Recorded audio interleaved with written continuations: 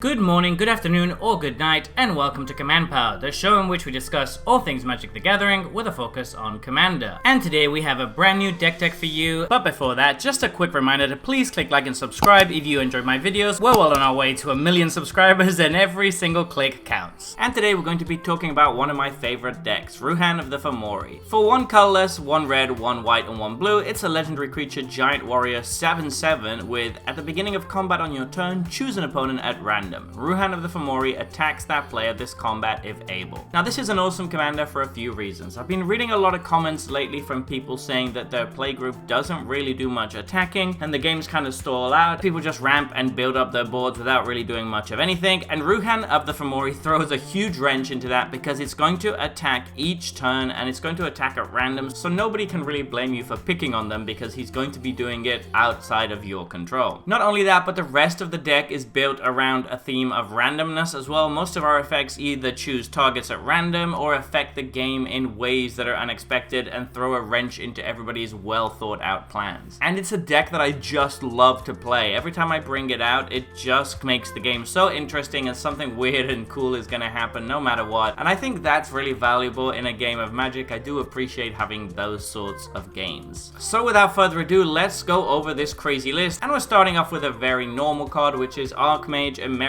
We do need a little bit of card draw in this deck. The few times I played it in the past, I realized that was what it struggled with. We're playing quite a few instants and sorceries, so this should be able to draw some cards. Capricious Ifrit is one of my favorite random cards, and it actually allows us to destroy enchantments in a very roundabout way. It can really screw us over and frequently does, but because of that, it just makes the game very exciting. Chaos Dragon is one I really like. It comes in very early and has decent stats that can attack in the air. The gimmick is that you can't attack any player who rolls the highest result. So the only way you're not going to be able to attack with Chaos Dragon is if all 3 of your opponents roll the highest result and they tie for the exact same result. That's really unlikely, and when that doesn't happen, this is basically just a mini Ruhan. Dazzling Sphinx I really like because it's basically going to allow us to cascade through our opponent's deck until we hit an instant or sorcery that we can play for free. Haktos the Unscarred is a really interesting card. This protection is a lot better than it actually looks. In a lot of board states, this guy can just become unblockable and swing through over and over for 6 damage. Humble Defector is a classic chaos card. We want it there just to draw 2 cards. We're not necessarily going to get it back from our opponents, but it should probably stick around and make everybody draw a lot of cards and move the game forward. Illusory Ambusher is one of my favorite gotcha cards. We can just flash this in to block a huge creature and draw a ton of cards off of it. Khan the Betrayer is again a card that's going to throw a lot of chaos into the game. Whenever it takes damage, instead we're going to give it to one of our opponents, and then we're going to draw 2 cards, and the same thing is going to happen to our opponents. Seeing as it's very difficult to kill it, this is going to stick around for a long time and draw everybody a bunch of cards. Night Rampager is basically another mini Ruhan of the Fomori that also deals damage at random when it dies. Noggle Ransacker is really cool. I love Noggles and I wish they'd print more of them, but this one basically provides some card advantage at a very risky price by making people discard at random. Radiant Performer is a card I really like because it can just come out of nowhere and make these massive blowouts. Say somebody casts a Path to Exile on something, you can just flash this in and then the whole board is wiped and everybody's searching for a ton of lands. It's really cool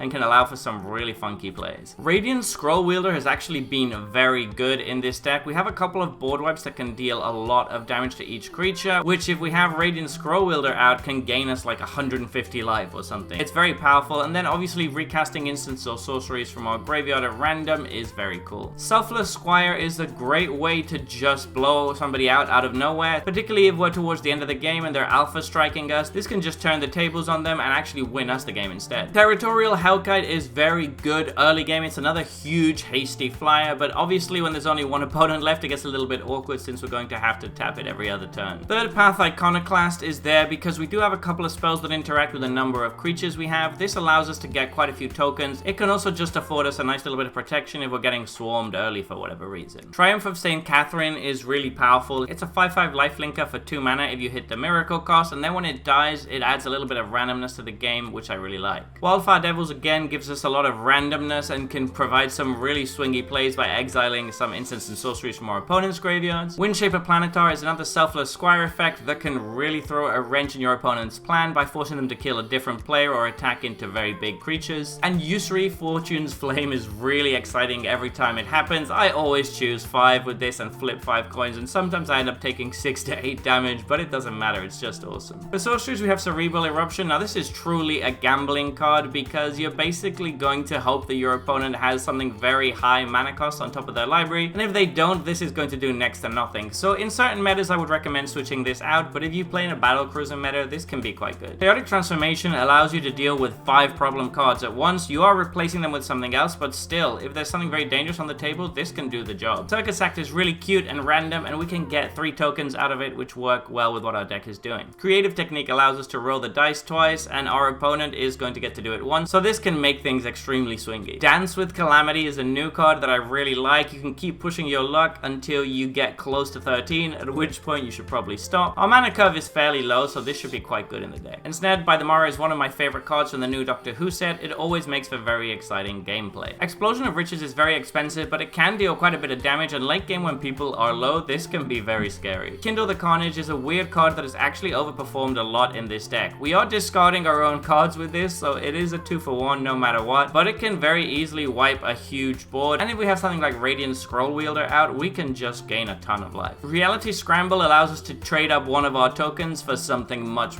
better, and we get to retrace it later on in the game. Telement Performance is like a bravery effect, but we don't know what we're getting from our opponent's deck. This is a very fun card that can often just completely misfire. Throes of Chaos is another random card that's going to hit all of our early drops. It's very likely to hit into one of our mana rocks, which is something that we're definitely happy with. And Truth or Consequences is another really fun card where you're either going to be drawing or your opponents are going to take a bunch of damage. Moving on to instance, we have Chaos Mutation, which is similar to Chaotic Transformation, and we can also use it on our own token to upgrade it into a real creature. Gale's Redirection allows us to basically steal a spell and cast it later on. Guthrie Wright's History is basically a Chaos Warp effect that can't hit enchantments but hits every player. Mirrorweave transforms all creatures on the board into a copy of another creature. This can be useful for wiping the board or for swinging with our army of tokens if we manage to copy something big. Mystic Reflection can really screw with our opponent's plans by making big creatures enter as something small. Radiate is basically Radiant Performer but on an instant. Sudden Substitution is one I really like. You can very much mess with your opponents by swapping out a big spell for an insignificant token. Tybalt's Trickery is obviously a classic random card. We can use it on ourselves if we want to, just for the lulz. And moving on to artifacts, we have Strength Testing Hammer. Now we want to draw some cards, and this can almost always guarantee that we draw them because Ruhan has 7 power. The Deck of Many Things can be incredibly powerful, particularly if we have an empty hand and manage to roll a 20. Wand of Wonder is similar to Dazzling Sphinx, except we can occasionally cast more than one spell with it. Haphazard Bombardment is going to allow us to destroy permanents at random. Eventually we can destroy up to 3 things with this. Maddening Hex is very good if your meta plays a lot of non-creature spells. It can deal a lot of damage over the course of a game. Outlaw's Merriment is going to make a token at random every turn. Some of these tokens are quite good, particularly the lifelink one. Whirlwind of Thought can draw us a lot of cards in this deck, seeing as most of our deck is non-creatures. And Witch Hunt is really cool because it just goes around the table dealing damage to people at random and nobody can gain life with it. Finally, for Planeswalkers, we have Comet Stellar Pup. This was obviously going to be included in this deck because it's basically a random Planeswalker, and some of the things it does are actually quite useful in the deck, so this guy is a very good boy. Finally, I wanted to highlight Rogue's Passage for lands because obviously Ruhan of the Fomori can kill with commander damage in 3 hit as long as he behaves and attacks where you want him to, so being able to make him unblockable is a very nice option to have. Anyway, there you have it. That has been my Ruhan of the Fomori deck.